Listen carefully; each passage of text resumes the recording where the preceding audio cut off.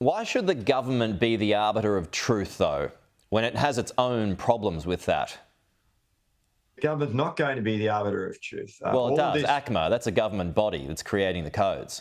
Well, what this bill does is it ensures that online platforms have policies to deal with misinformation on their platforms. Yeah, but so why should the government be the arbiter of that? What, the arbiter of truth, the judge of truth? Well, it ensures that those online platforms have policies and codes of practice and that they're applying those codes of practice. So they'll have to publish on an annual basis whether or not there's been takedowns, whether or not there's been misinformation published on their platforms. And you see it now. You see some of the platforms are already putting posts up. But I guess the point, it's still there, though. Cannot be relied on. I get all that, though. But why should the government, though? I mean, people are already highly dubious of what the government does and says. Why should it be the judge when it comes to truth here? Well, governments make rules to ensure that Australians get access to good quality information. And we do that for the mainstream media in Australia to ensure that we have integrity in our media system. Sure. And that there's no difference that should apply to online platforms. They're publishing media and they should make sure that that information is truthful. Yeah, look, I get these are questions for Michelle Rowland, the Minister, but you're our Labor spokesperson today, Matt, and just one more here before we move on to your space. I mean, the bill, I've gone through it, it's so vague. In politics, for instance, might you be at fault here because points are often made and they're subject to varying interpretations?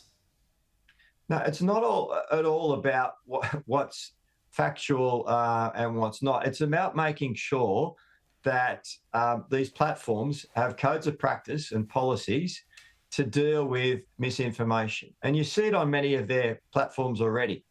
If someone puts something up that's not truthful, there'll be a disclaimer under it saying that this cannot be relied on as truthful information. Now, that comes about as a result of that company having a policy to deal with misinformation. All this bill does is make sure that those organisations report that to ACMA on an annual basis, and then ACMA then publish that for the public to make their own mind up about whether or not they're getting correct information from those platforms. All right, let's get into your space, Matt, the topic of immigration. So if migrants are found to have held up signs of Hassan Nasrallah, the late Hezbollah leader, should they be kicked out?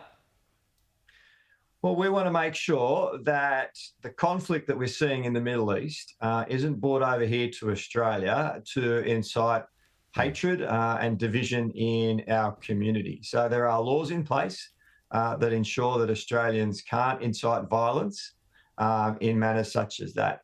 Now, it's up to the authorities, obviously, to make judgments about that and the court system to enforce that. But we've strengthened the laws to make sure that people can't incite violence or bring terrorism here to Australia. And I think that all people who are on visas here need to be mindful of that. And if you do the wrong thing, then your visa will be cancelled. All right. Final one here.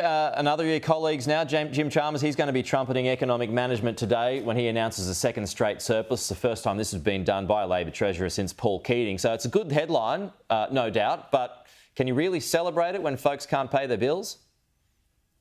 We know Australia's doing it tough. I think that the surplus today demonstrates that it's not good luck, but good economic management that's delivering a strong budget position. But we know that we're not out of the woods, that we've got a long way to go, that many Australian families and small businesses are doing it tough. High migration helps you though, right?